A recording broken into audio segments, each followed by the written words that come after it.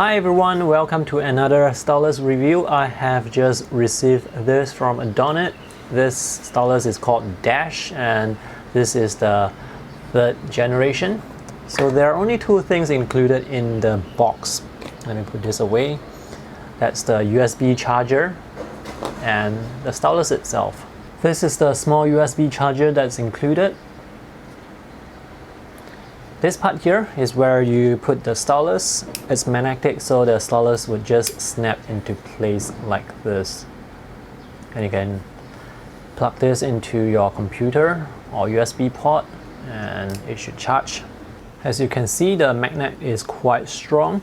Be careful not to lose this charger because this is so small. I have lost one before for my other stylus. It was actually in my bag somewhere, but I couldn't find it because it was too small. So let's take a closer look at this stylus and compare it with the second generation. Physically, the difference is not very significant. The styluses are available in different colors. This silver one is the second generation. The clip is still there.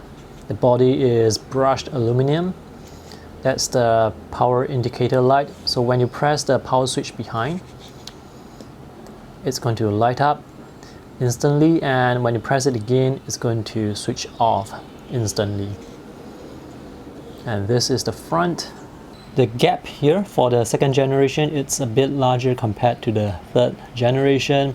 And this part here, it wobbles a bit more compared to this part here. It still moves slightly, but not as much as the second generation. And the tip, if you notice the tip, this is a matte surface tip, this is a glossy surface tip, so this has more friction compared to this.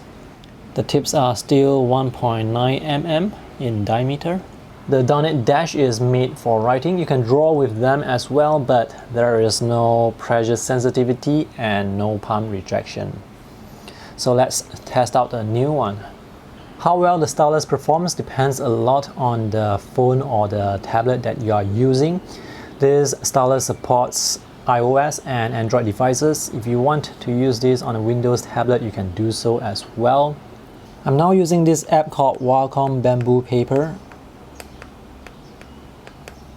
This app is available on Android, iOS and Windows devices, and I'm using it on the Android right now, so this is how it looks like.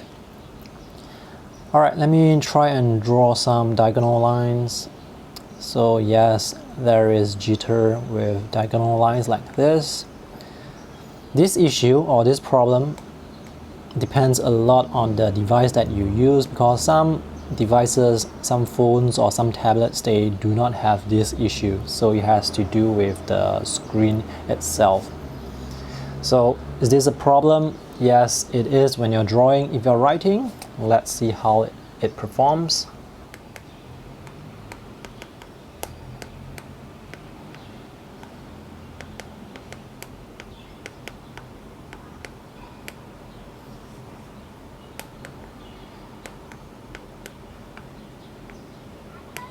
Adonit Dash writes well enough. However, because there is no palm rejection, you have to prevent your palm from touching the screen. If not, the stylus will not write.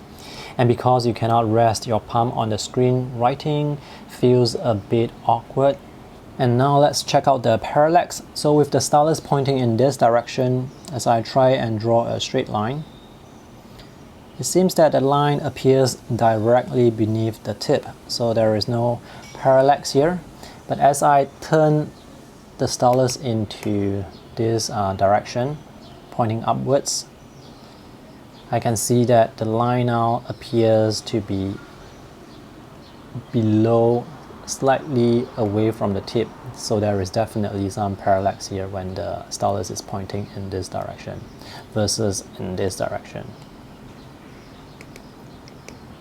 If you are using the stylus with by holding it upright like this, there's not going to be any parallax. But I'm not sure if you usually write like this. I don't. I usually write like this, so there is no problem. If I write like this, there's going to be the parallax. Different devices will have different effects on the parallax. So for this tablet, this is the Samsung Tab S3. There is no parallax when the stylus is pointing like this, but there is parallax when the stylus is either like this or like this. For writing, it's fine, it's quite responsive. And when you're writing fast, there's no jitter effect like this. So not really a big issue. Let me switch over to using the iPad. This is the iPad Pro 2017. By the way, how this stylus performs on this iPad Pro is not indicative of how it's going to perform on other iPads because the screen is different. So let's take a look at the jitter, if there is any. So the jitter here is very insignificant compared to that on the Samsung Tab S3. So I can draw diagonal lines quite well, no problems. Let's try to write something. This is also Wacom bamboo paper.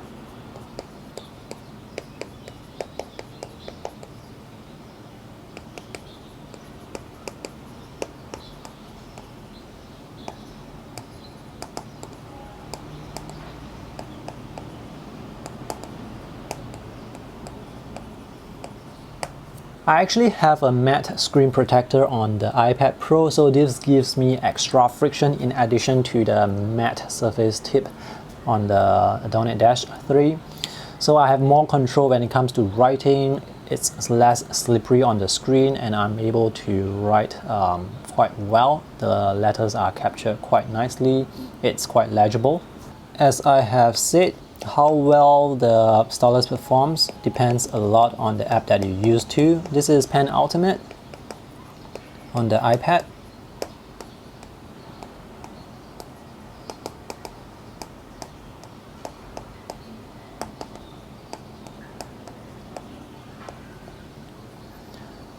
I can see that my handwriting is a bit squiggly compared to Wacom Bamboo Pro, so the Wacom app is able to capture my handwriting more accurately. So how well it's able to capture my handwriting depends on the app, even though I'm using the same stylus. Let me show you if there is any parallax. I'm going to point the stylus in this direction and draw something. It appears that the lines are coming out from directly beneath the tip, so no parallax here when the stylus is pointing in this direction. And now I'm going to test if there is any parallax with the stylus pointing upwards.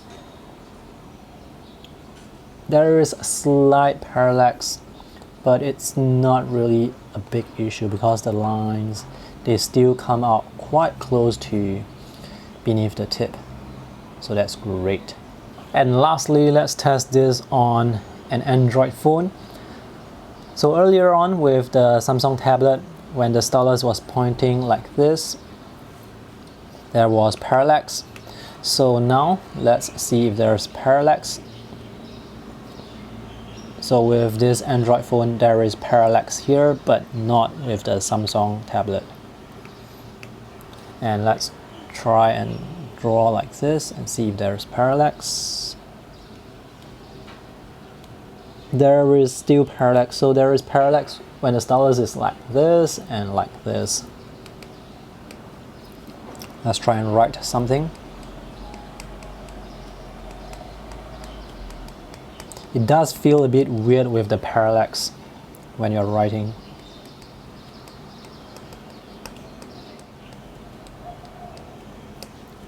This phone can capture my handwriting, although I do not think that this is quite an accurate capture. It's pointless to tell you what phone model that I'm using because the performance of this stylus will vary depending on the phone that you use. So is there an improvement from the second generation to the third generation? Well, the writing performance is actually exactly the same as the second generation. It's just that the physical design has some slight improvement, like they are using the matte surface tip now, and the tip here, it wobbles less. but writing wise it's actually the same as the second generation, and price is the same as well. So is this the best stylus for writing? Unfortunately, I cannot give you a concrete answer. The answer is it depends on the app and the device that you are using. So earlier on, when I was using this on the Samsung Android tablet, it writes quite well with Wacom bamboo paper, but on the phone, it doesn't write that well. On the iPad Pro, it writes pretty well, but that's because of the iPad Pro, not because of the stylus. So how would I rate this stylus? I think this is a decent stylus. It can write well depending on the app that you are using. Overall build quality is good. It's difficult for me to assign a number to the rating like 4 stars or 3 stars because the performance, it can vary quite a bit depending on what app you use. Alright, so that's all for my review today. If you want to check out other stylus review, you can visit the link in the video description below. I have reviewed a lot of styluses before.